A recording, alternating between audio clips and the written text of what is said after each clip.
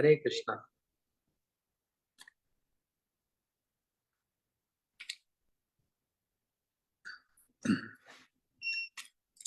ओम अज्ञानतिमिरन्धस्य ज्ञानाञ्जनशलाकया चक्षुरुन्मिलितं येन तस्मै श्रीगुरवे नमः। गुरवे गौरचन्द्राय राधिकाय सदालये कृष्णाय कृष्णभक्ताय तद्भक्ताय नमो नमः। वाञ्छाकल्पतरुभ्यश्च कृपा सिन्धुभ्यैव च पतितानां पावनेभ्यो वैष्णवेभ्यो नमो नमः। संसार दुख जलदस्य पतितस्य काम क्रोधादिनक्रमक्रकवलितस्य दुर्वासनस्य निगृतस्य निराश्रयस्य चैतन्यचन्द्रमम देहि पदावलम्बम्। हे कृष्ण करुणा सिंधु दीनबंधु जगतपते गोपेश गोपीकांत राधाकांत नमोस्तुते। तप्त कांचन गौरांगी राधे वृंदावनेश्वरी विश्वभानुसुते देवी प्रणमामि हरिप्रिये। भक्त्या विहीनाय अपराधलक्ष्यै क्षिप्तस्य कामादितरङ्गमध्ये कृपामयि तं शरणं प्रपन्न वृन्दे नमस्ते चरणारविन्दम्। श्रीकृष्ण चैतन्य प्रभु नित्यानंद श्री अद्वैत गदाधर शिवासादि गौर भक्तवृंदा। हरे कृष्ण कृष्ण कृष्ण हरे हरे हरे राम राम राम हरे हरे। श्री श्री चैतन्य चरितामृत श्री कृष्णदास कविराज गोस्वामी जी के द्वारा रचित। श्री कविराज गोस्वामी जी की जय। कल हम लोग श्रवण कर रहे थे सची माता का महाप्रभु के प्रति कैसा एक विशेष एक वात्सल्य स्नेह, कैसा वो एक वात्सल्य भाव उमड़ रहा है अपने पुत्र निमाई को सन्यास वेश में देखते हुए। और महाप्रभु का शांतिपुर में नदिया के भक्तों के साथ मिलन हुआ, प्रेम का आदान प्रदान हुआ। महाप्रभु को देखकर सबको हर्ष भी हो रहा है और दुख भी हो रहा है। दुख किस बात का? बोलते महाप्रभु के केश ही नहीं है, मुंडन हो गया। और सुख किस बात का? इतना सुंदर जो उज्जवल रूप देखने को मिल रहा है मुंडन के पश्चात। आहा क्या सुंदर। तो दोनों प्रकार की भावना सची माता सभी भक्तों के लिए और निमाई महाप्रभु के लिए उन्होंने स्वयं भोजन बनाना आरंभ किया और सभी भक्त लोग अद्वैताचार्य जी के घर में आने जाने लगे, महाप्रभु जी के नित्य और कीर्तन को सुनने लगे। यहाँ तक हम लोगों ने सुना। कीर्तने करिते प्रभुर सर्व भावोदय स्तंभ कंप पुलक आश्रु गदगद प्रलय। महाप्रभु जी जब कीर्तन कर रहे थे उस समय महाप्रभु जी में स्तंभ, स्तंभ मतलब जैसे एकदम खंबे की तरह स्तंभित हो जाना, स्टैचू। पुलक, कंप, अश्रु, कंठ गदगद हो जाना और फिर मूर्छा। ये सभी सात्विक भाव एक साथ ही उदित हो गए, है ना। सारे सात्विक भाव एक साथ उदय होना बड़ा दुर्लभ है। ये एकमात्र महाप्रभु में ही होते हैं, एक साथ, साथ के साथ, है ना। और खाने खाने पड़े प्रभु आछाड़ खाइया देखी सची माता कहे रोदन करिया। महाप्रभु बार बार पछाड़ खाकर गिरते जाते, जिसे देखकर सची माता रोते हुए कहने लगी। सची माता, इन्होंने पहले भी नवदीप लीला में, 24 वर्ष की नवदीप लीला में महाप्रभु के ऐसे वीरे भावों का जो महाप्रभु ने प्रदर्शन किया, जो दिखलाया, सची माता ने उसको देखा हुआ है। लेकिन अभी सन्यास के उपरांत जो महाप्रभु की दशा हो रही है ना, वो एक अलग ही दशा हो रही है। उस दशा को देखकर सची माता रोते रोते अपनी माई से कह रही है, चूर्ण हैलो हेन वासे निमाई कलेवर, हाहा कौरी विष्णु पाशे मागे एवर, बाल्यकाल बाल्यकाल हैते तुम्हार जे कैलु सेवन, तार प्रतिफल मोर देह नारायण, जे काले निमाई पड़े धरनी ऊपरे, व्यथा जेन नाही लागे निमाई शरीर। बार बार महाप्रभु को भूमि में गिरते हुई सची माता अब रो रही, और रोते रोते क्या कह रही है, ऐसे गिरने से लगता है निमाई का शरीर चूर चूर हो जाएगा।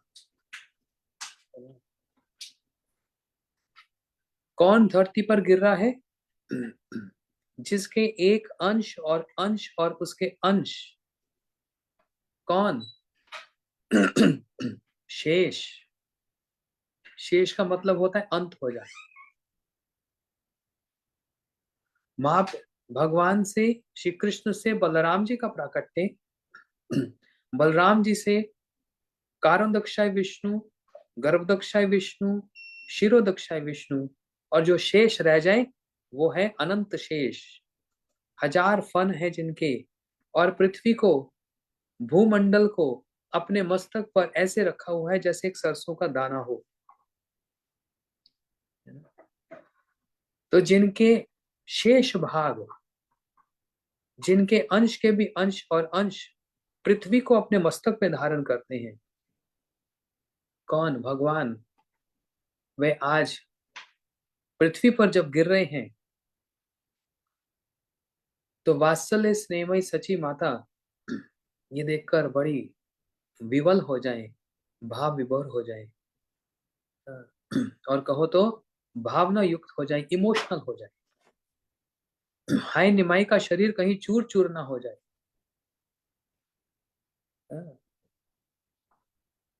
जैसे कन्हैया, श्री कृष्ण जब छोटे से बालक कन्हैया है ना, छोटी सी आयु अभी, और मैया क्या कर रही है?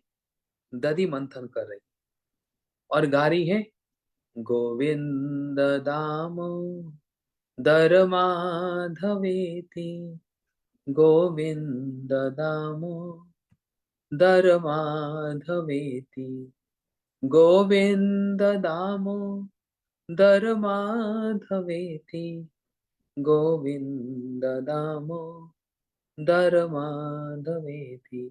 मैया जब मंथन कर रही हैं, मैया के हाथ में सुंदर कड़वे हैं जिसमें हीरे मोती लगे हैं, और हाथ में क्या है? रस्सी, और बीच में वो मथानी जिससे मंथन होता है, वो लकड़ी। और मैया जब ऐसे ऐसे मंथन करती है तो चूड़ियां खड़कती हैं एक के साथ एक, और जब चूड़ी ऐसे होती है तो ऐसा शब्द निकलता है जैसे करताल कोई बजा रहा हो कीर्तन के समय। अब जब कीर्तन करते हैं, एक तो साधारण कीर्तन हुआ, लेकिन कीर्तन के साथ मृदंग हो, करताल हो तो अच्छा लगता है ना। बिना मृदंग के तो कीर्तन बिल्कुल ही अच्छा नहीं लगता। तो करताल और मृदंग मिलकर कीर्तन को पूर्ण कर देते। तो मैया गा रही है, गोविंद दामोदर माधवेति, गोविंद दामोदर माधवेति। और मृदंग करताल चाहिए तो कैसे होगा? वो जो मैया के हाथ में कंगन है ना, वो छन छम छम ऐसे ऐसे मंथन कर रही है जो वो करताल बज रहा है। और वो जो मथानी है वो लकड़ी बीच में जिससे मंथन करते हैं, वो मृदंग की ताल निकाल रहे हैं, तेरा था, और ऊपर से गान चल रहा है ना। ऐसे मैया संकीर्तन कर रही है। और उसी समय कन्हैया अंदर भीतर अपने कक्ष में शयन कर रहे हैं। मैया के सुंदर कीर्तन को सुनकर, सुस्वर में मैया जो कीर्तन कर रही हैं वो सुनकर कन्हैया जो जगे, छोटे से बालक, अभी इतने छोटे छोटे हाथ हैं, ऐसे छोटे छोटे उनके चरण हैं, अभी कन्हैया बस उठे और मैया के पास दौड़कर जाने लगे कि मैया मेरे को दूध पीना है, दूध पीना है। भूख लग जाती है बच्चों को सुबह सुबह। जिनका नाम विशंभर है, जो सारे विश्व का पालन पोषण करते हैं, है ना। भगवान का एक नाम है विशंभर, विशंभराय धीमहि। सारे विश्व का जो पालन पोषण करते हैं वो भगवान आज यशोदा मैया के दूध पीने के लिए इतने ललायत हो रहे हैं, मैया का स्तन पान करना चाहते हैं, है ना। लेकिन कन्हैया को एक समस्या हो गई, एक प्रॉब्लम है वहां। क्या प्रॉब्लम? बिस्तरे से नीचे, बेड से नीचे कैसे उतरूं? सारे विश्व को अपने मस्तक में धारण करने वाले आज ये चिंता में पड़ रहे हैं कि मैं अपने बेड से, अपने बिस्तरे से नीचे कैसे उतरूं। इधर देखा उधर देखा, कोई है नहीं, और मैया का शब्द बाहर से आ रहा है, मैया कीर्तन कर रही है, अब बाहर तक कैसे जाऊं, ये चिंता में पड़ गए कन्हैया। देखो, बाहर तक कैसे जाऊं। लेकिन है बड़े चालाक, बड़े चतुर हैं, वेरी एक्सपर्ट। तो क्या किया, सीधा नहीं, कोई बच्चा सीधा लेटा हो तो कैसे नीचे उतरेगा, तो उनको पूरा ढंग पता है। ऐसे उल्टा हो गए, पेट के बल पर, पेट के बल पर बिस्तरे पर आ गए, समझ रहे हैं। और फिर अपने आप को धीरे धीरे घसीटते घसीटते घसीटते बिस्तरे के, बेड के जो एज है, जो कॉर्नर है, वहां तक पहुंच गए। अब क्या करें, नीचे कैसे उतरे? और बेड कोई बहुत ऊंचा नहीं है, बस इतना लेवल का ही है, इतने लेवल का ही, इतना ही उसका स्तर है। और कन्या नीचे कैसे उतरेंगे अब, क्योंकि चरण कितने हैं, इतने छोटे से चरण है, एकदम इतने से। देखो, इतने, ऐसे ऐसे लगाओ हिसाब, इतने से चरण, बस इतने छोटे चरण। तो पेट के बल घसीटते घसीटते घसीटते किनारे तक आ गए, और फिर अपने आप को धड़ाम करके उस छोटे चरणों से पृथ्वी पर धूम करके जो गिरे, पृथ्वी भी अपने अपने आप को धन्य अति धन्य मानने लगी। हे प्रभु, मैंने आपसे प्रार्थना की थी कि मेरे पर बहुत भार हो गया है, आप मेरे भार को समाप्त करने के लिए, किसका भार हो गया था, असुरों का भार, उन असुरों को भार को समाप्त करने के लिए आपका ये अवतार हुआ। लेकिन अब तो आप स्वयं ही अपने चरणों को मेरे ऊपर आपने धारण करा दिया। पृथ्वी देवी अपने आप को धन्य थे, धन्य मानने लगी। कन्हैया दौड़े दौड़े आए, मैया मैया मैया भूख लगी है, मैया भूख लगी है। कन्हैया के ऐसे भाव को देखकर मैया ने तुरंत उठाया, कन्हैया को अपनी गोद में लिटाया। हाँ, और जब गोद में लिटाया तो गंगा और जमुना एक साथ बहने लगी, है ना। गंगा जमुना एक साथ बहती है ना, हमारे इंडिया में, भारत में ऐसा है ना। गंगा जी का रंग क्या है, सफेद रंग है, व्हाइट। और जमुना जी का रंग क्या है, मानो कारो कारो जमुना जी को पानी लागे। किस रंग की जमुना जी, काले रंग की। कन्हैया को सामने गोद में देखकर मैया के भी गंगा जमुना बहने लगी। गंगा कौन सी? बोलते हैं स्तनों से दूध, की धार बहने लग गई। इतना वात्सल्य उमड़ रहा है यशोदा मैया का, स्तनों से दूध की धार गंगा जी की तरह बहने लग गई, और नेत्रों से प्रेम के अश्रु। जिस नेत्रों में मैया ने काजल लगा रखा है ना, जिस नेत्रों में मैया ने काजल लगा रखा है, वो अश्रु उनके काजल से लगकर ऐसे उनके कपोलों पर, गालों पर आ रहे हैं। तो ये क्या बह रही है? जमुना जी, है ना। यहाँ से स्तनों से गंगा जी और नेत्रों से जमुना जी। तो गोरा और काला दोनों भाव, मतलब दोनों रंग वहां पर बह रहे हैं। अच्छा, यशोदा मैया रो क्यों रही है?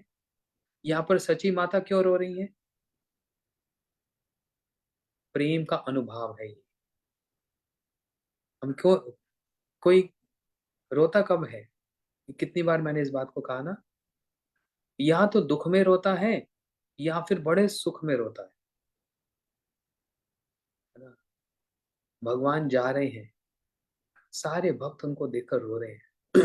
निमाई महाप्रभु जी सन्यास लेकर गए, सारे नवद्वीपवासी रोने लग गए ना। जब गुरु जी जाते हैं तो उनके भक्त लोग गुरु जी के सामने खड़े होकर वो भी रोते हैं। जो कभी जीवन में रोया नहीं वो भी रो पड़ता है। जिसको कभी रोने की आदत नहीं है ना, रोने का अभ्यास नहीं है, वो भी ये देखकर, क्यों? आसक्ति है ना, मतलब वहां पर प्रेम है। जहाँ प्रेम होगा वहीं आसक्ति है, जहाँ आसक्ति है वहीं प्रेम है। तो वहां पर कोई अपने अश्रों को रोक सकता है? नहीं। लेकिन एक सीन हमने और देखा। जब हमारे गुरुदेव कार्तिक की परिक्रमा करते थे, ये बात बतला रहा हूँ, 2003, 2003 कार्तिक में सारे भक्त लोग भारत में आते, गुरु जी से मिलते, और जैसे ही आते, सामने गुरु जी को बैठा हुआ देखते, सब साष्टांग प्रणाम करते, हाँ, प्रणाम करते। और जब प्रणाम करते, गुरु जी सब सिर्फ इतना पूछते, अरे सब लोग कैसे हो? बस सब लोग रोने लग जाते। अब क्यों रो रहे हो? गुरु जी जब चाह रहे हैं तब तो रोना समझ आता है। अब आप लोग आए हो अपने अपने देश से, अब आप क्यों रोते हो? बोलते मिलन के आंसू हैं ये, जिनको हम अपने हृदय में रखते हैं, जिनसे हम प्रेम करते हैं, जिनसे हमारी आसक्ति है, इतने समय के बाद उनको मिलने से अपने भावना, अपनी इमोशंस को, हाँ, रोका नहीं जाता। तो एक होता है पुष्पों से स्वागत करना, कहीं पर जाते हैं आते हैं तो भक्त लोग फूलों से स्वागत करते हैं ना। और एक स्वागत है आंखों के आंसू से। कौन सा स्वागत श्रेष्ठ है? स्वागत तो दोनों ही अच्छे हैं, पुष्पों से स्वागत भी है, लेकिन ये वाला स्वागत तो सबके भाग्य में नहीं आता। और कोई जबरदस्ती भी नहीं कर सकता, अरे वो रो रही है तो मैं भी थोड़ा सा रो ना, दो चार आंसू निकलो, ऐसा होता है? यहाँ पर कोई फोर्समेंट नहीं है, कोई जबरदस्ती नहीं है। स्वाभाविक हृदय में वो प्रेम जागता है, और जिससे हम प्रेम करते हैं अपने इष्ट से, उनको देखकर स्वतः ही आंखों से, स्वाभाविक रूप में अपनी आंखों से अश्रु प्रवाहित होते हैं। ये प्रेम का लक्षण है। अब ये भी जरूरी नहीं है कि रोना ही पड़ेगा। कोई भक्त लोग नहीं रोते तो इसका मतलब उनका प्रेम नहीं है, ऐसा नहीं सोचना चाहिए। ऐसा नहीं कि हमको जबरदस्ती रोकर दिखलाना ही है, तब पता लगेगा ओ मेरा गुरु जी से, भगवान से प्रेम है। ऐसा नहीं है, ये जबरदस्ती नहीं है, ये तो एक भावना है, एक अनुभव है उसका। जो नहीं भी रो रहा है, उसका हृदय अंदर ही अंदर द्रवीभूत हो रहा है, हृदय रो रहा है, हृदय रोता है। तो जिसका हृदय रो रहा है वो भी कोई कम बात है ना। तो इसलिए ऐसा सिर्फ सिखाने के लिए बोल रहा हूँ। ऐसा मन में नहीं सोचना कि कोई रोए और दिखाए तभी पता लगे इससे प्रेम है। और यदि ना रोए तो प्रेम नहीं, ऐसा नहीं। यहाँ पर चाहिए, यहाँ पर हृदय में। यशोदा मैया कन्हैया को दूध पान करा रही है, ये कौन सा रोना है?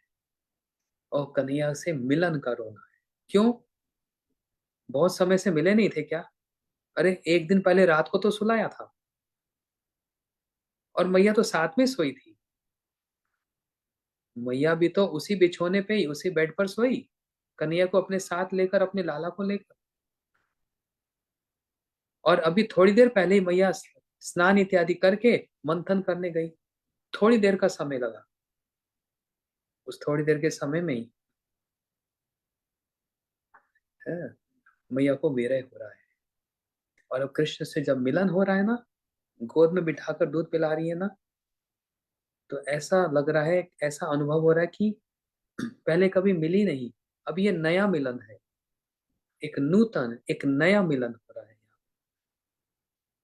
ये तभी होता है जब हृदय में श्रेष्ठ प्रेम की भावना होती है। सब समय वो मिलन नया है, नया ही लगता है, पुराना नहीं लगता। इसलिए इस प्रेम को बैलेंस बनाने के लिए हमारे आचार्य रूप गोस्वामी जी और हमारे गोस्वामी, हमारे गुरुवर क्या बतलाते हैं कि उस मिलन में थोड़ा सा विरह होना भी आवश्यक है। बिना विप्रलंबे न संभोग पुष्टि अश्रु। एक कपड़ा, जैसे देखो ये हमारा कपड़ा है ना, ये बाजार में ऐसा थोड़ा मिलता है, ये तो वाइट होता है। बाजार में जब खरीदते हैं तो वाइट होता है, उसको फिर लाल बनाया जाता है, मतलब ये कलर उसको डिप करके, डुबा कर, उसको फिर ये वाला रंग आ जाता है। और बार बार इसको धोते धोते धोते धोते क्या हो जाता है, ये फेड हो जाता है।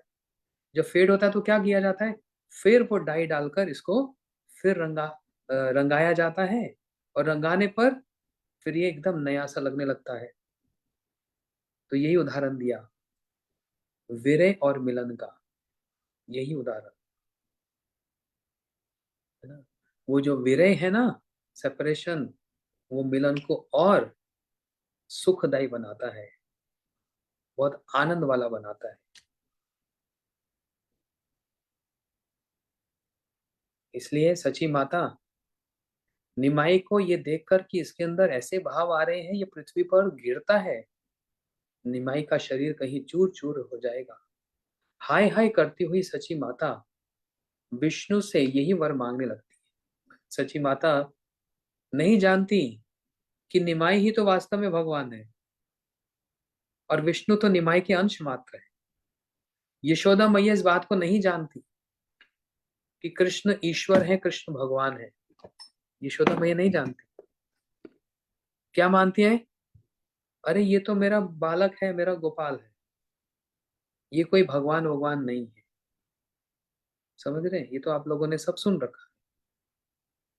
इसलिए यशोदा मैया भी और नंद बाबा भी, वह अपने घर में भगवान नारायण की पूजा करते हैं। हे भगवान नारायण, ये हमारे कन्हैया पे कभी कष्ट ना आए। हे नारायण, हमारे कन्हैया की आयु चिर काल तक हो। नारायण से प्रार्थना करते हैं कन्हैया के लिए। ये नहीं पता कि जो घर में कन्हैया अपने ही बालक है वो नारायण का भी अंशी है, नारायण उनसे निकले हैं। इसी को कहा प्योर वात्सल्य भाव, एकदम जिसमें कोई मिश्रण नहीं है। मिश्रण समझते हैं? कोई मिक्सचर नहीं है।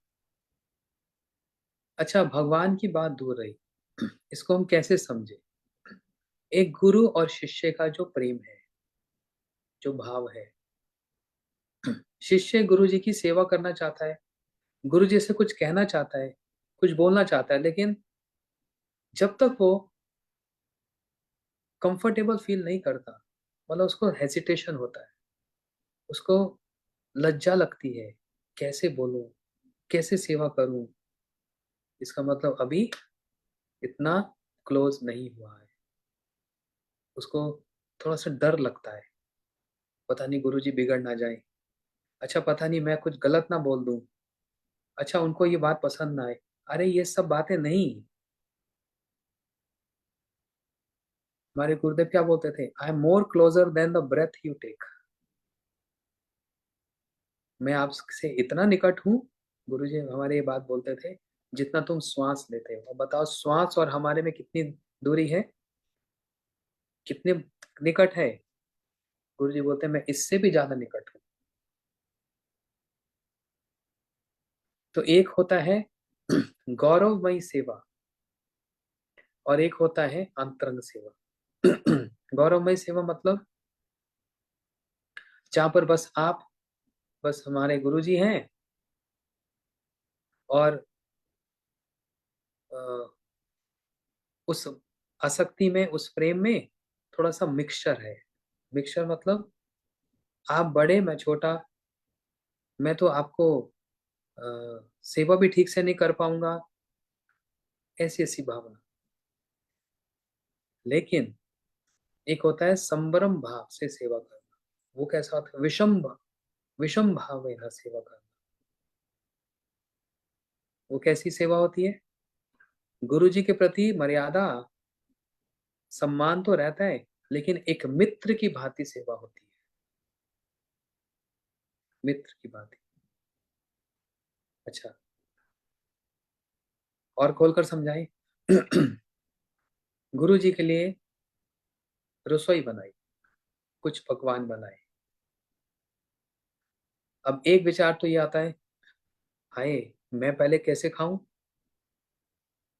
गुरु जी से पहले मैं तो नहीं खा सकता, पहले गुरु जी खाएंगे फिर मैं खाऊंगा। समझ रहे हैं। दूसरा विचार क्या, ये मैंने बनाया, पहले मैं खाकर देखूंगा ये गुरु जी को स्वाद लगेगा कि नहीं लगेगा, कहीं नमक ज्यादा तो नहीं हो गया, कहीं मीठा ज्यादा तो नहीं हो गया, कड़वा मिर्ची ज्यादा तो नहीं हो गई। क्योंकि मेरे को अपने गुरु जी का पता है, उनको क्या अच्छा लगता है और क्या अच्छा नहीं लगता। ये होता है अंतरंग भाव से सेवा का। उसको पहले टेस्ट किया जाता है, चखा जाता है, थोड़ा सा भोग बुद्धि से नहीं। ऐसे नहीं, ओ पनीर बना है, अच्छा मुंह में पानी आ रहा है, थोड़ा सा चख के देख लेता हूँ, थोड़ा सा खा के देख लेता हूँ, गुरु जी तो खाएंगे ही। ऐसे नहीं, भोग भावना से नहीं, सेवा भावना से। यदि कि गुरु जी को अच्छा लगना चाहिए, इसलिए पहले मैं देखूं कहीं नमक ज्यादा तो नहीं है। जिसको कहते हैं प्रेम से सेवा करना, प्रेम में ही सेवा करना। और एक होता है डर के सेवा करना, नहीं उनसे पहले मैं कैसे खाऊं, उनसे पहले मैं कैसे चखूं। यहाँ पर प्रेम कम दिखता है। छोटी छोटी चीजें होती हैं जिससे हमारी आसक्ति और प्रेम बढ़ता है। जैसे आजकल तो मेरे को नहीं पता सब भक्त लोग कैसे करते हैं, लेकिन हमारे समय में जब हम लोग गुरुदेव के साथ रहते थे, कोई भी ब्रह्मचारी, कोई भी भक्त, वो कोई महिला हो, लेडीज हो, या कोई भी भक्त, जब तक गुरु जी ना खा लें तब तक वो प्रतीक्षा करते हैं, वेट करते हैं, गुरु जी के खाने के बाद ही खाएंगे। अब गुरु जी कभी तो 12 बजे खाएंगे, कभी दोपहर को 1 बजे खाएंगे, कभी 2 बजे खाएंगे, तो मैं भूख लगेगी तो क्या करूंगा। बस यहीं पर अटैचमेंट स्टार्ट होती है, आपका हमारा चिंतन वहीं जाता है। और गुरु जी जब खाएंगे तो उनका जूठा, उनका उच्छिष्ट खाकर तो मैं फिर प्रसाद पाऊंगा, पहले उनका उच्छिष्ट पाऊंगा। तो अभी आजकल भक्त लोग थोड़े से बदल गए। गुरु जी ने खाया कि नहीं खाया, अरे उनके लिए तो रूम में प्लेट चली ही जाएगी, मैं पहले खा लूं। हमारे समय में ऐसा नहीं होता था। गुरु जी की प्लेट अंदर जाती थी, जब बाहर आती थी और वो उनका सेवक सबको प्रसाद देता था, उसके बाद सब भक्त लोग प्रसाद पाते। उसके बाद, उससे पहले नहीं। ऐसे करने से क्या होता है? आसक्ति, अटैचमेंट। ये छोटी सी बात है, लेकिन ये आसक्ति, श्री गुरु चरणे रति, ये आसक्ति बढ़ाने के लिए बहुत बड़ी बात हो जाती है। ये प्रेम को बढ़ाने वाली बहुत बड़ी बात हो जाती है। कोई भी उनके लिए त्याग, कैसा भी त्याग, उससे आसक्ति हो। मैं गुरु जी से पहले खाऊंगा ही नहीं, कुछ भी हो जाए। लेकिन फिर पागल नहीं बनना, फनेटिक नहीं होना। यदि कहीं जाना हो, अलग अलग सर्कमस्टांस होता है, कहीं जाना है, कुछ है, अरे गुरु जी तो अभी 1 बजे से पहले खाएंगे नहीं, मेरी ट्रेन है, तो मैं पहले कैसे खा लूं? ऐसे नहीं। इमरजेंसी के टाइम में, अर्जेंसी के टाइम में एक अलग भावना है। वहां पर अगर गुरु जी कहेंगे तुरंत प्रसाद पाओ और जाओ, प्रचार में जाओ या कीर्तन करो, तो उनका आदेश मानकर उसको ग्रहण करके फिर आगे करना चाहिए। लेकिन एक नॉर्मल रूटीन में ऐसे ही होता था जैसे मैंने बतलाया। इससे क्या होता है? आसक्ति बढ़ती है। इसलिए रूप गोस्वामी जी ने क्या बताया?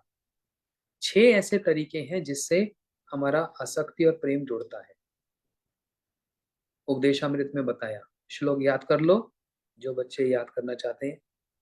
उपदेशामृत का श्लोक है, ददाति प्रतिगिन्नाति गुह्यम अख्याति पृच्छति भुंक्ते भुजयति चेवा षड्विध प्रीति लक्षणम। कौन सा नंबर श्लोक है? Which number shloka is that? Tell on the screen. Fourth shloka of Upadeshamrita. ददाति प्रतिगिन्नाति मतलब देना और लेना। गुरु जी के लिए हमने कोई गिफ्ट दिया, उन्होंने स्वीकार किया, फिर उन्होंने उसके बदले में कुछ दिया, फिर हमने भी स्वीकार किया। तो ये देने लेने से क्या होता है? रिलेशनशिप, संबंध जुड़ गया, अटैचमेंट हो गई। फिर दूसरा क्या बताया? खाना और खिलाना, उनको उनको कुछ बनाकर खिलाना, और फिर वो अगर कोई प्रसाद दे तो उनके हाथ से प्रसाद लेना। तो ठीक है। फर्स्ट क्या बताया? पहला क्या बताया? कोई भी प्रेजेंट, कोई भी चीज, गिफ्ट, कोई जैकेट देता है, कोई टोपी देता है, कोई सॉक्स देता है, कुछ भी एक्स वाई जेड। तो कुछ देना, और उसके बदले में गुरुजी अगर कुछ दें तो उसको बड़े प्रेम से स्वीकार कर लेना। तो क्या होता है? अटैचमेंट। फिर खाना और खिलाना, उनको कुछ खिलाना, और फिर वो जो को प्रसाद दें उसको बड़े प्रेम से लेना और उसको खाना। ऐसे एक भक्त की याद आ रहा है, बहुत साल पुरानी बात। उसने गुरु जी से जगन्नाथ जी का प्रसाद ग्रहण किया। जगन्नाथ जी का सूखा प्रसाद होता है, या फिर गुरु जी वो खाते थे, मूढ़ी। मूढ़ी समझते हैं? मुरमुरे बोलते हैं आप लोग, और इंग्लिश में बोलते हैं पफ्ड राइस। पफ्ड राइस, तो वो खराब नहीं होता, 1 साल तक खराब नहीं होता, पड़ा रहता है। तो गुरु जी वो कभी खाते थे ब्रेकफास्ट में, तो ऐसा इतना बड़ा पैकेट ले आया और बोला गुरु जी थोड़ा सा इसमें से खा लीजिए। तो गुरु जी ने उसमें थोड़ा सा ले लिया, और वो सारा क्या हो गया? गुरु जी का प्रसाद। अब बड़े प्रेम से, ऐसे बहुत भक्त लोग लाते थे गुरु जी के पास। बड़े प्रेम से उसको घर में ला के रखता है, और रोज एक एक दाना खाता है ना। इतना बड़ा पैकेट होता है, वेरी लाइट वेट, हल्का होता है। और सोचो वो इतने बड़े पैकेट में, मतलब 1 किलो का भी नहीं होगा, उसमें इतना बड़ा मूढ़ी का आ जाता पैकेट। और उसमें कितने दाने होंगे? मोर देन 400, 1 साल का कोटा पूरा हो जाता है। तो वो रोज गुरु जी को स्मरण करके एक एक दाना खाता है, रोज स्मरण करके। हाँ, ऐसा देखा कुछ भक्तों को।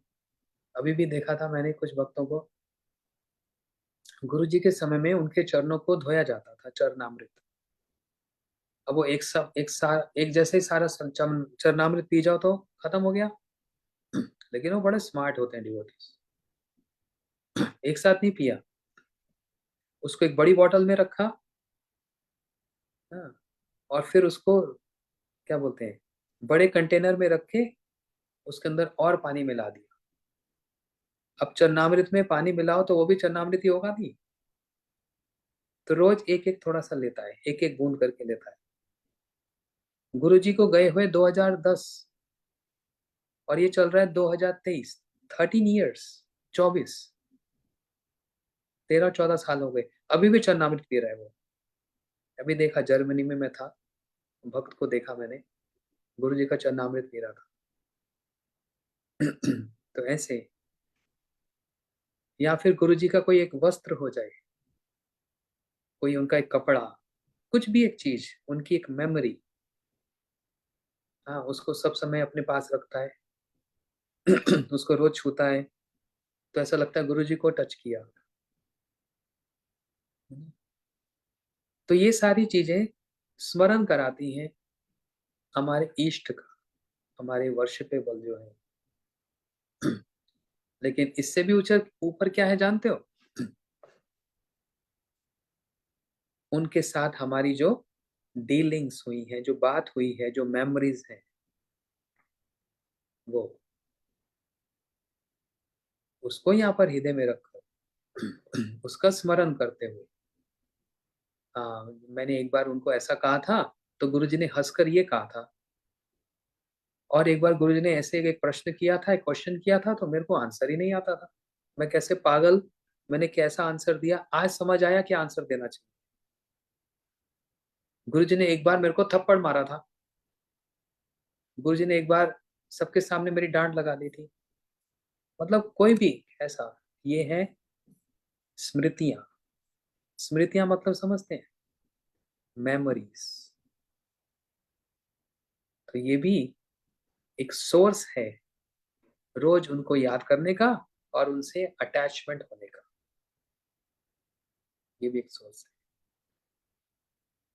खैर, यशोदा मैया जैसे अपने घर में नारायण की पूजा करती हैं, ऐसे सची माता भी अपने बालक को भगवान नहीं मानती, नारायण ही मानती। बोलती, हे नारायण, बाल्यकाल से मैंने जो आपकी सेवा की है, उसका फल मुझे यही दो कि जिस समय निवाई पृथ्वी पर गिरे, उसके शरीर में किसी प्रकार का कष्ट ना हो। देखो सची माता, उनका जो मातृ स्नेह वात्सल्य भाव कैसे उमड़ रहा है, अपने इष्ट नारायण से प्रार्थना कर रही है। इष्ट महाप्रभु नहीं है, कृष्ण नहीं है इस समय, इष्ट इस समय कौन है? नारायण है।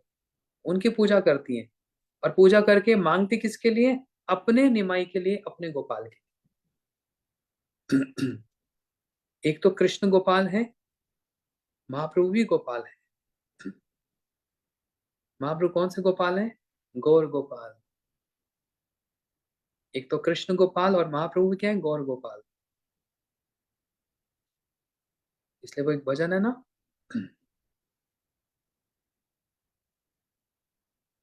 सुंदर लाला सचिरा दुलाला, नाचत श्री हरि कीर्तन में। उसमें ऐसे भी गाते हैं, सुंदर लाला गौर गोपाल, नाचत श्री हरि कीर्तन में। नाचत श्री हरि कीर्तन में, नाचत श्री हरि कीर्तन में, सुंदर लाला गौर गोपाल, नाचत श्री हरि कीर्तन में। भाले चंदन तिलक मनोहर, है नहीं मेरे पास लिरिक्स। तो ऐसे सुंदर भजन। तो सची माता कह रही है, हे नारायण, यदि मैंने आपकी जो सेवा की है, सारा जीवन जो सेवा की है, उसका फल यदि आप मुझको देना चाहते हैं तो क्या करें? निमाई पृथ्वी पर जब गिरे, उसके शरीर में किसी प्रकार का कष्ट न हो। बस यही आपसे मांगती हूँ। इसको क्या कहा? आत्म इंद्रिय प्रीति वांछा, ताते बोले काम, और कृष्ण इंद्रिय प्रीति वांछा धौरे प्रेम। मैं पृथ्वी पे ना गिरूं, हे नारायण मेरी रक्षा करो। इसका मतलब अपने लिए नारायण से रक्षा मांग रहे हैं, है ना? और मेरा निमाई पृथ्वी पर ना गिरे, उसको कष्ट ना हो, ये अपने लिए नहीं मांग रहे। किसके लिए मांगा जा रहा है? अपने प्रभु के लिए मांगा जा रहा है। अच्छा, to be very practical, grounded level पे बात करें, कृष्ण से हमारा कोई अभी लेना देना तो है नहीं, निमाई से भी कोई लेना देना है नहीं। कह दिया गुरुजी ने पूजा करो तो करते हैं। तो ये वाली भावना हम कैसे डेवलप करें, कैसे इसको हम अपने हृदय में लाएं? जैसे सची माता ने कहा, हे नारायण मैं ये प्रार्थना करती हूँ कि निमाई जब पृथ्वी पे गिरे तो उसको कोई कष्ट ना हो। हमारे अंदर ये भावना अभी तो नहीं है, डेवलप कैसे करें? हमारे घर में ठाकुर जी है ना, सबके घर में गोपाल जी हैं, राधा कृष्ण है, महाप्रभु हैं, इनके साथ लाड लड़ाओ। आज इतना ठंडा पड़ रहा है, हे मेरे राधा गोपीनाथ, ये ठंडा आपको ना लग जाए, तो लाकर, हाँ, एक शॉल और पहना देती है। भले अंदर हीटर चल रहा है, हाँ, एक शॉल और पड़ा दिया, आज बहुत ठंडा पड़ गया।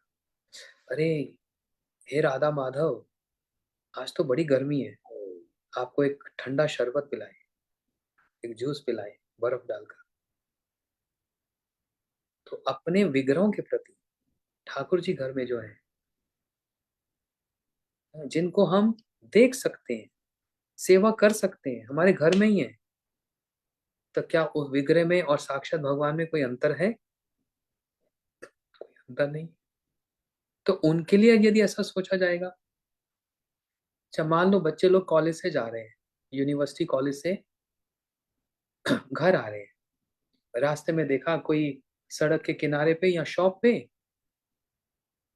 कोई फूल बेच रहा है, अलग अलग, रेड, पर्पल, येलो, ब्लू, ये अलग अलग कलर के फूल। तो उसके मन में क्या आता है? अरे, एक फूल भगवान के लिए मैं खरीद लूं। कितने का? थोड़े से पैसे का ही होता है, पैसे की बात नहीं। वहां पर क्या है? भावना की बात है। वो एक फूल खरीद रहा है, पूरा इतना बड़ा खरीदने की जरूरत नहीं। आज मैं लाल, कल येलो, परसों पर्पल, फिर ग्रीन है, और इसमें जो मेरे प्रभु को सबसे अच्छा लगता है वो वाला कलर राधा जी को यदि दिया जाए तो कौन सा देना पड़ेगा? राधा जी को उनके मन पसंद अगर कोई फूल दिया जाएगा तो कौन से रंग का दिया जाएगा? नीले रंग का। नील वसाना गौरी रूपे गुण धन्य, ब्लू कलर। कृष्ण को यदि दिया जाएगा तो पीला, पीतांबर। महाप्रभु जी को दिया जाएगा तो ऑरेंज। उदिलो अरुणा पूरब भागे, द्विजमणि गौरा अमानी जागे, है ना, अरुण रंग का, पीले रंग का।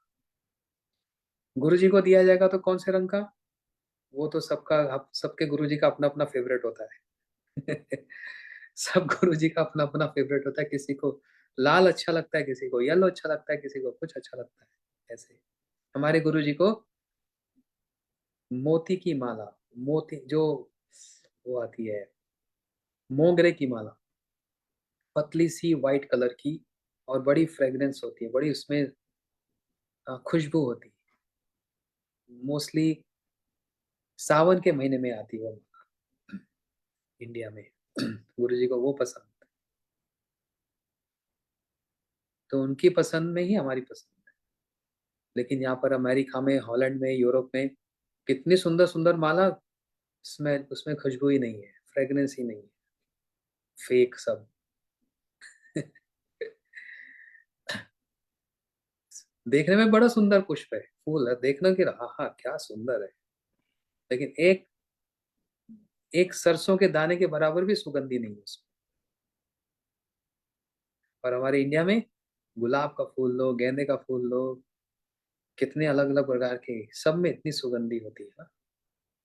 तो सबके गुरु जी का अपना अपना एक एक रंग प्रिय होता है। तो सिर्फ भावना को समझो, कैसे हम अपने डेली प्रैक्टिस, दिनचर्या में हम अपने घर में ठाकुर जी के साथ कैसे उनको लाड लड़ाएं, है ना। आज गर्मी है, आज सर्दी है, आज ऐसे है ऐसे, कुछ भी चीज सामने दिख रही है, ओ मैं ठाकुर जी के लिए ले जाऊं। जैसे बार बार एक बात बतलाता हूँ। एक बच्चा 22-21 साल का, 21, उस समय इंडिया में लाइट जाती थी, तो लाइट, जब लाइट जाती है तो फिर 5-6 घंटे लाइट ही नहीं आती थी। आजकल जैसा नहीं, पुरानी बात है। 1988-89, है ना, लाइट जाती थी तो आती नहीं थी 5-6 घंटे।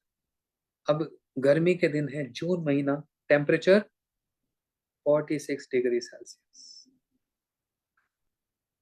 है ना। इतनी गर्मी में लाइट नहीं है, तो पंखा लेके ठाकुर जी को ऐसे पंखा कर, भावना है ना। कोई कहे अरे, अच्छा माता पिता कह भी रहे हैं, पागल हो गया है, भगवान को गर्मी लगती है। हाँ, आपके भगवान को गर्मी नहीं लगती, मेरे भगवान को गर्मी लगती है। सेवा दो प्रकार से होती है, गौरव बुद्धि से, ऐश्वर्य भाव से, और एक होता है वात्सल्य भाव से। मेरे ठाकुर जी को तो गर्मी नहीं लगती, अरे ये तो भगवान है, तो एसी चला देते हैं पूरे संसार में। तो आपके भगवान को भूख नहीं लगती, गर्मी नहीं लगती, मेरे भगवान को भूख भी लगती है और गर्मी भी लगती है। जैसे प्रहलाद जी की भावना, प्रहलाद जी के जो भगवान हैं, कौन, नरसिंह भगवान। तो प्रहलाद जी की जो भगवान है नरसिंह भगवान, प्रहलाद जी को कभी ऐसा भावना आई, अरे मेरे प्रभु आए, मेरे पिता हिरण्यकशिपु को मारा, इनको भूख लगी होगी, इनको कुछ खिलाना पड़ेगा। नहीं। अच्छा इनको प्यास लग गई, पानी पिलाना पड़ेगा, ऐसी कोई भावना आई, नहीं आई। मेरे प्रभु थक गए होंगे, जरा चरण दबा दूं, क्योंकि प्रहलाद जी की भावना क्या है, अरे ये तो नरसिंह भगवान है, सारे जगत के मालिक हैं, इनको भूख नहीं लगती, इनको थकावट नहीं होती, इनको प्यास नहीं लगती, है कि नहीं, ये इनकी भावना। लेकिन हनुमान जी की भावना क्या है, मेरे राम को भूख भी लगती है, मेरे राम जी को प्यास भी लगती है, राम जी जब विश्राम करें तो उनके चरणों की सेवा भी की जाती है ना। अब भगवान तो वही है, नरसिंह भगवान भी, राम जी, बात तो वही है। बात वही होने पर जो भक्तों का उन भगवान के साथ जो रेसिप्रोकेशन है, जो आदान प्रदान है, वो जो प्रेम है, उसमें कितना डिफरेंस है, कितना उसमें अंतर आ जाता है भक्त की भावना से, है ना।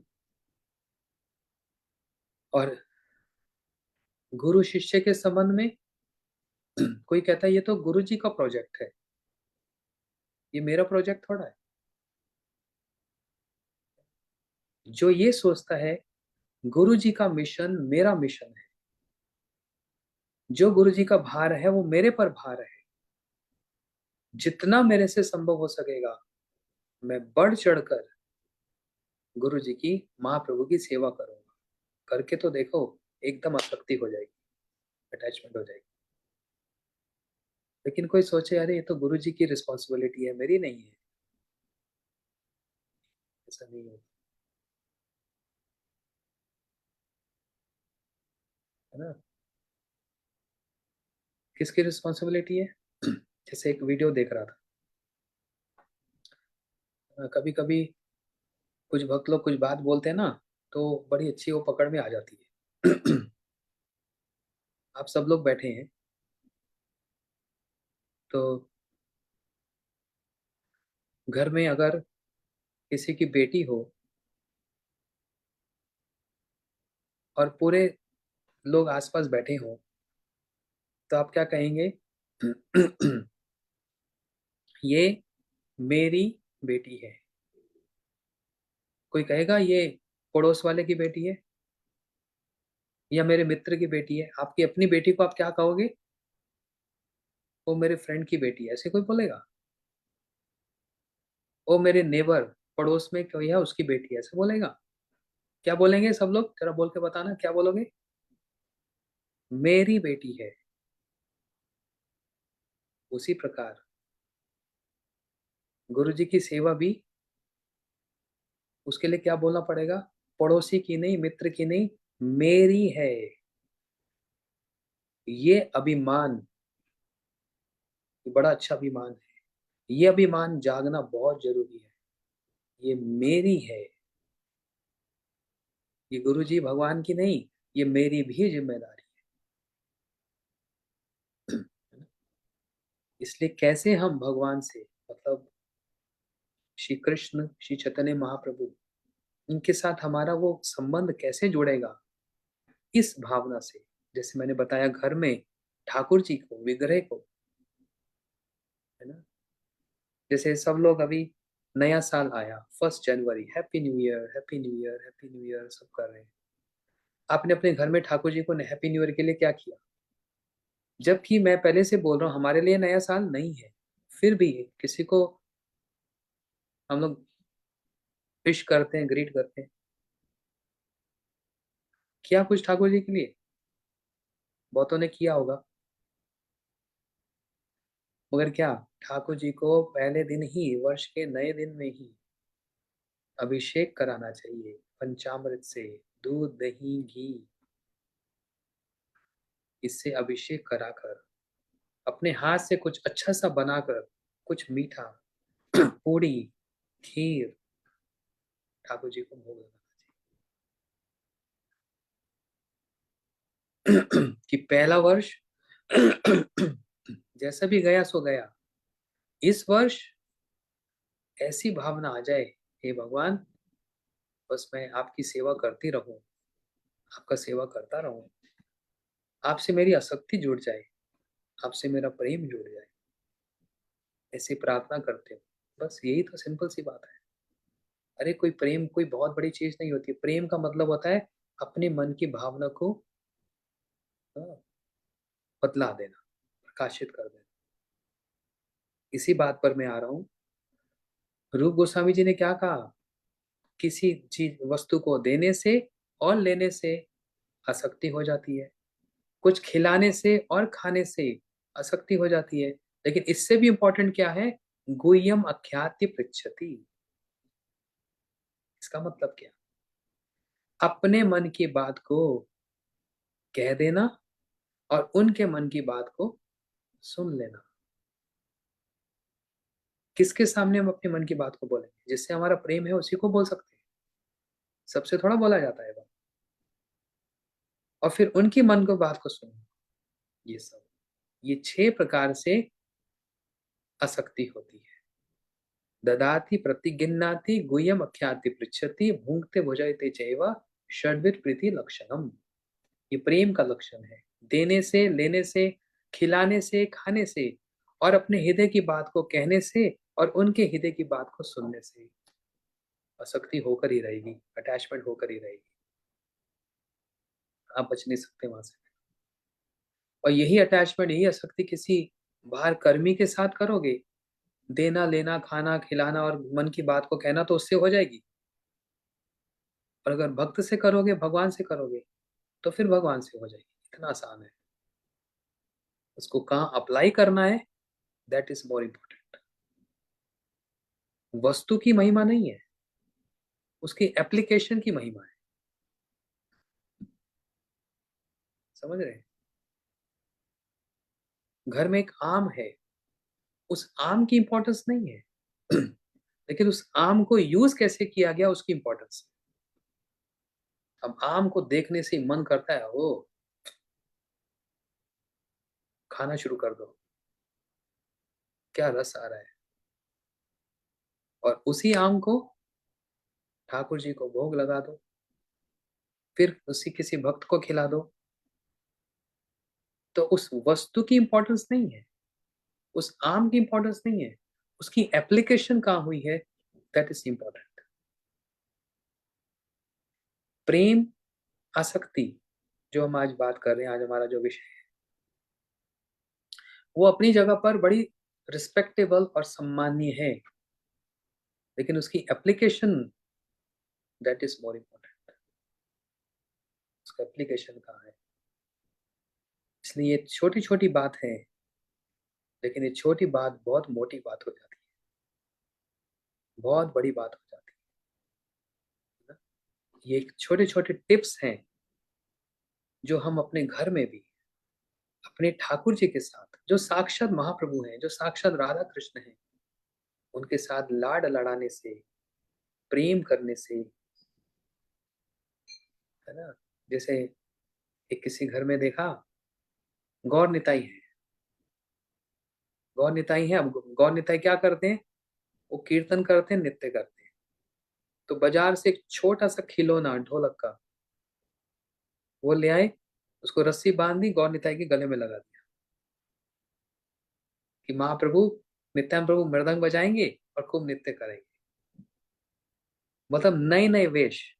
कभी महाप्रभु नित्यानंद प्रभु के हाथ में करताल पकड़ा दी छोटी सी, ये करताल बजाएंगे। कभी उनके हाथ में पुष्प पकड़ा दिया, एक फूल पकड़ा दिया। तो एक बार जब हम करना आरंभ करते हैं ना, तो अपने आप ही अपने आप ही अपने आप ही नेचुरली, स्पॉन्टेनियसली वो ददामी बुद्धि योगम तम, भगवान वो बुद्धि देते हैं कि अब मैं what next, what next, what next, अब और इसके बाद क्या करूं, और क्या करूं। अपने आप वो बुद्धि सप्लाई होती है ना। खैर, इसको आप समाप्त कर लें, समय हो गया। सची माता यही प्रार्थना करती है क्या, हे नारायण, मैंने बाल्यकाल से जो आपकी सेवा की उसका फल मुझे यही दो कि जिस समय निमाई पृथ्वी पर गिरे उसके शरीर में किसी प्रकार का कष्ट ना हो, है ना।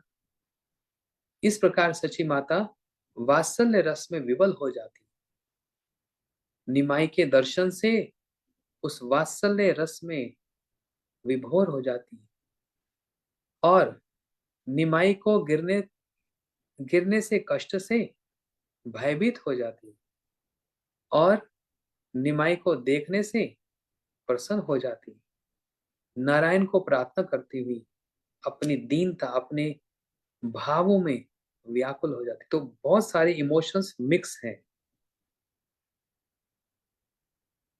सची माता को हर्ष भी हो रहा है, भय भी हो रहा है, दीनता भी आ रही है ना। ये सारे इमोशंस, भावना एक साथ हो रही होता है ना।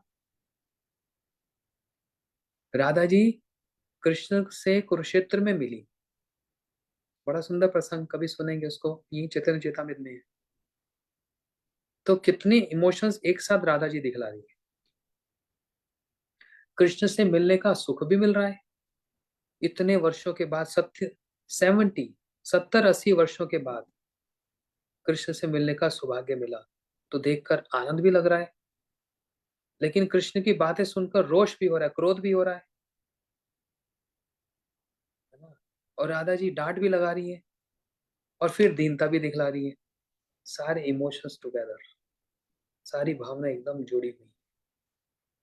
सची माता वात्सल्य रस में ऐसी विवल हो जाए, ये सारी भावना एक साथ ही आ जाए।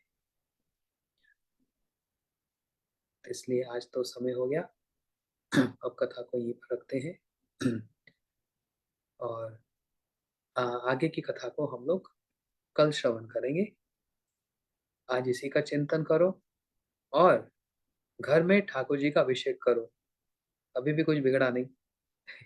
अभी नया साल का दौर चल रहा है सबके दिमाग में। ठाकुर जी का अभिषेक करो, उनको अच्छे से भोग लगाओ और इस वर्ष ठाकुर जी को बोलो, आपसे मैं बहुत लाड लड़ाऊंगी।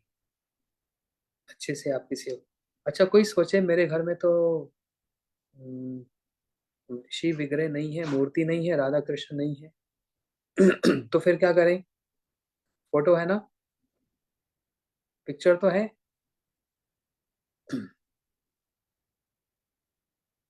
अच्छा, कोई कह सकता है मेरे घर में तो फिर माता पिता भी हैं। वो गणेश जी भी रखे हैं, हनुमान जी भी रखे हैं, दुर्गा भी हैं, शिव जी भी हैं, पूरा एक पार्टी है वहां। तो मेरा वो फीलिंग नहीं आ पा रही अपने घर में मंदिर में ही। तो क्या करना चाहिए? जब मैं पढ़ता था कॉलेज में, तो मेरा जो रूम होता था, अपने कमरे में ही एक छोटे से वो एक एरिया में मैं वहां पर गुरु परंपरा को महाप्रभु जी और राधा कृष्ण की एक बड़ी सुंदर सी एक पेंटिंग है, उसको अलग से रखता था। ये बिल्कुल एक्सक्लूसिव मेरी है। बाकी मंदिर में प्रणाम इत्यादि तो घर में होता ही था, सब होता था, लेकिन ये मेरा अपना है, पर्सनल।